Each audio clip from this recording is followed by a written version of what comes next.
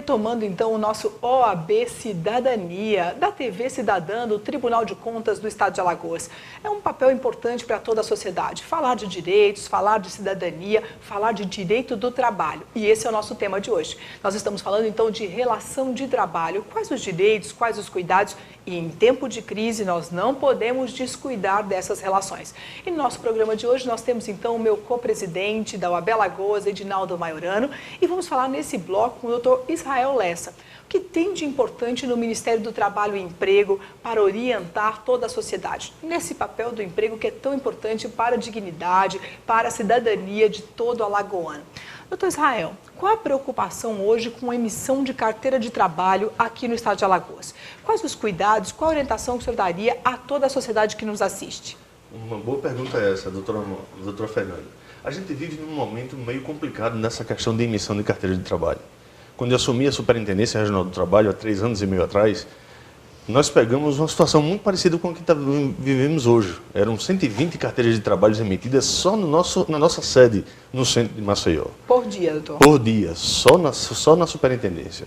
E nós fizemos então um remanejamento e conseguimos, já em pouco mais de 6 meses, passar de 120 para 220 carteiras por dia só no centro de Maceió.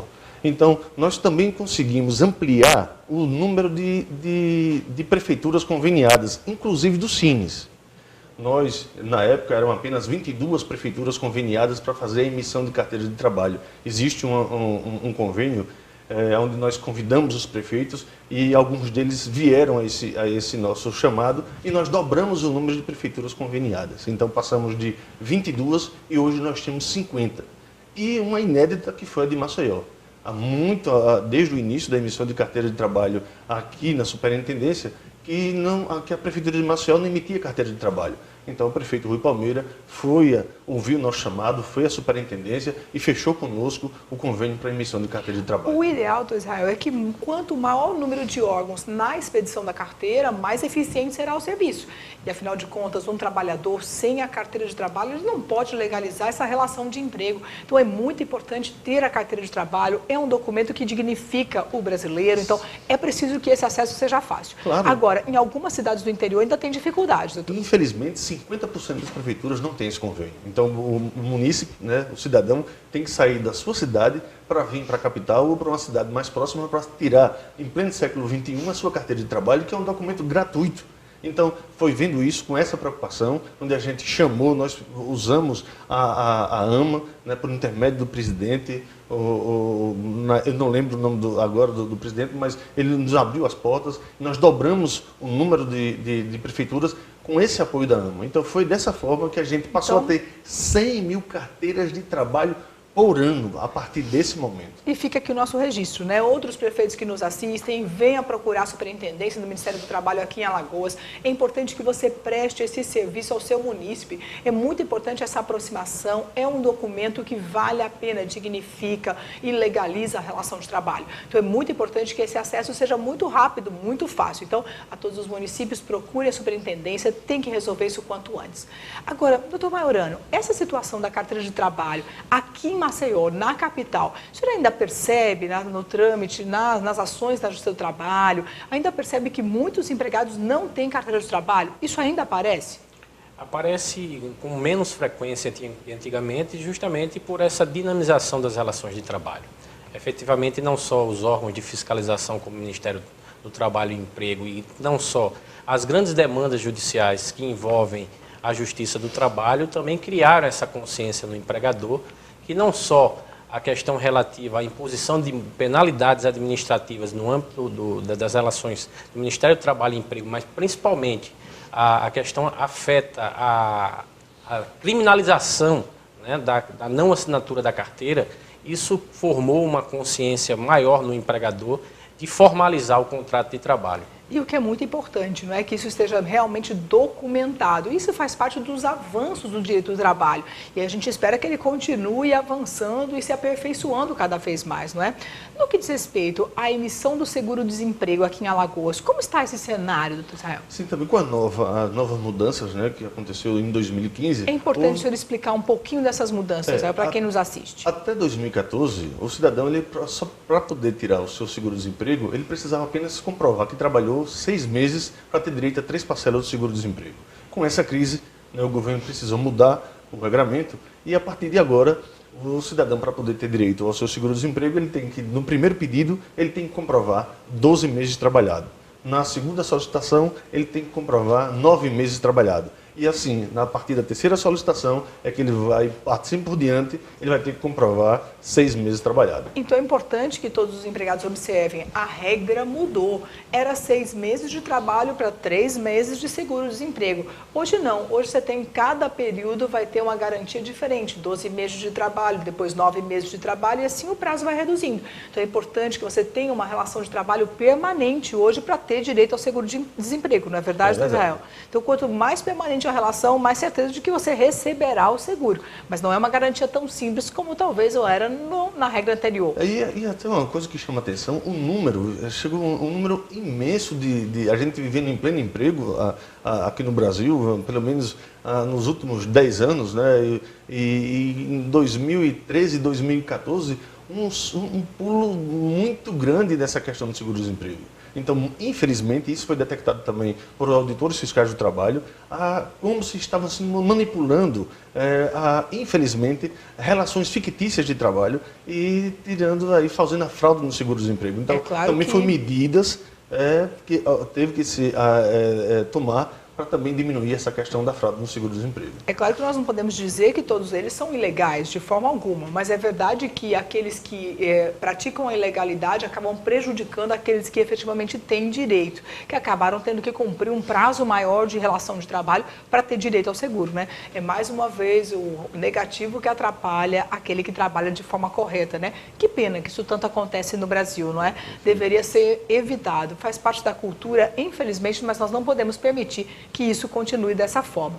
Doutor Maurano, essa questão da ilegalidade na relação de trabalho, essas fraudes, essas arbitrariedades, elas acontecem de forma constante nas demandas judiciais? Quando isso vai para a Justiça do Trabalho, ainda se percebe muita, aspas, mentira, muitas informações equivocadas nessas ações judiciais? Os empregados costumam fazer esse tipo de postura? Ou até o empregador, o empresário, na sua defesa, também pratica isso?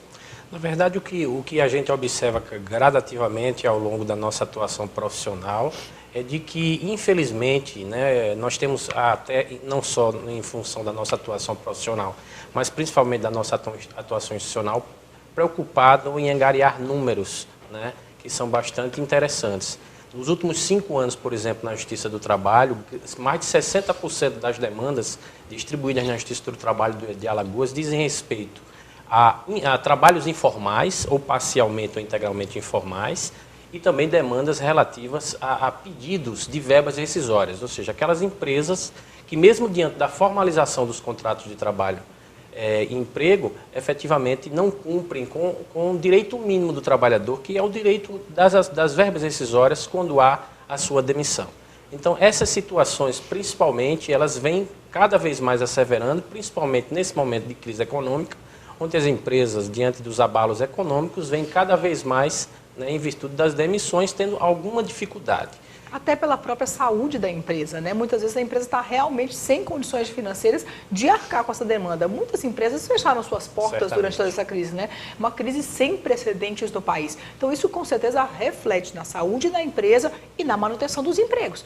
Muitas empresas negociaram com os empregados, manutenção de emprego em troca de redução de salário. Isso tudo é uma realidade nacional, sem dúvida alguma, não é, doutor Maurano? Certamente, e é importante pontuar nessa questão específica do seguro-desemprego que existe uma cultura efetivamente de fraude, no sentido de que muitas vezes o trabalhador tenta fraudar o seguro-desemprego justamente com aquele velho pacto de permanecer trabalhando e recebendo os benefícios do seguro-desemprego, ou seja, diante da não verificação do chamado desemprego involuntário, o trabalhador, junto com o empregador, ele frauda o seguro-desemprego. Eles estão de comum acordo. Justamente. Isso é uma prática cotidiana e é bom chamar a atenção para o trabalhador que não só o empregador será penalizado.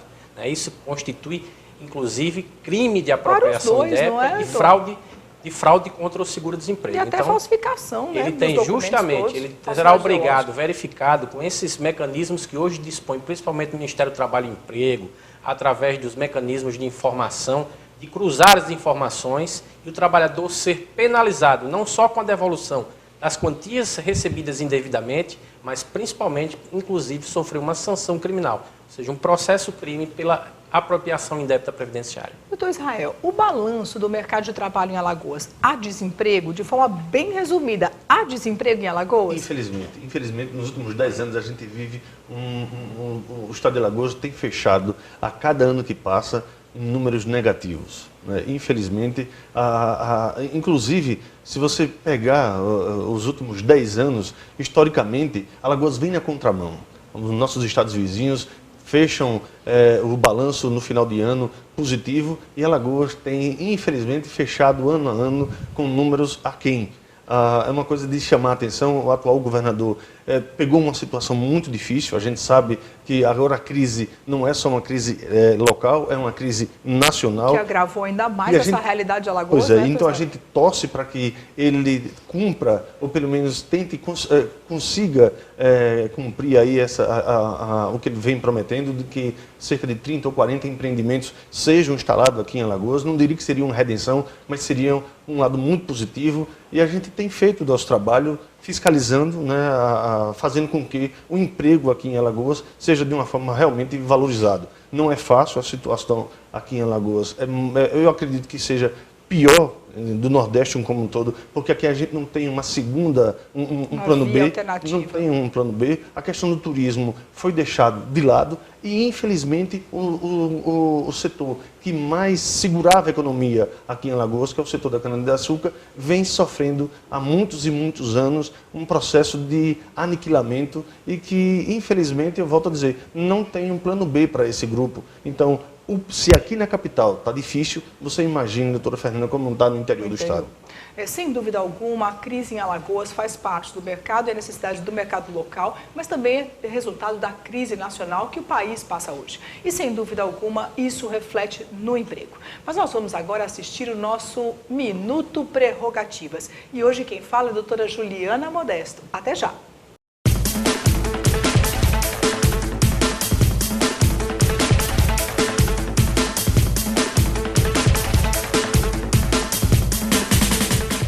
As ações da diretoria de prerrogativa visam não apenas agir de forma repressiva, mas principalmente conscientizar o advogado dos seus direitos.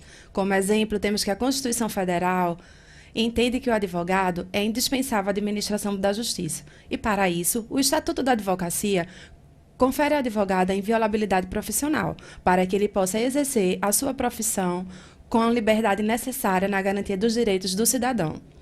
Como exemplo de aplicação prática, temos que o advogado, na sua atuação, ele não pode ser punido com injúria ou difamação, desde que ele respeite os limites da razoabilidade.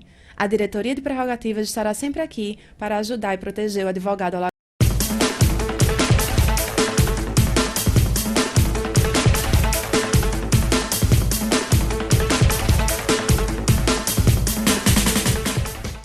Bom, mais uma vez gostaria de agradecer a participação dos nossos entrevistados de hoje. Meu co-presidente aqui da UAB Alagoas, Edinaldo Maiorano, doutor Israel Lessa, do Ministério do Trabalho e Emprego, e doutor Rafael Gazaneu, do Ministério Público do Trabalho. Obrigada pela participação de todos vocês aqui e pela contribuição para toda a sociedade. Mais uma vez, eu lembro que você não pode deixar de nos acompanhar na nossa rede social, Facebook, Twitter e Instagram. E você precisa baixar o nosso aplicativo OAB em suas mãos. Lá tem todas as novidades, todos os eventos e os acontecimentos da OAB Alagoas. Mais uma vez, nosso OAB Cidadania e hoje falando de direito do trabalho. Até uma próxima oportunidade. Até mais.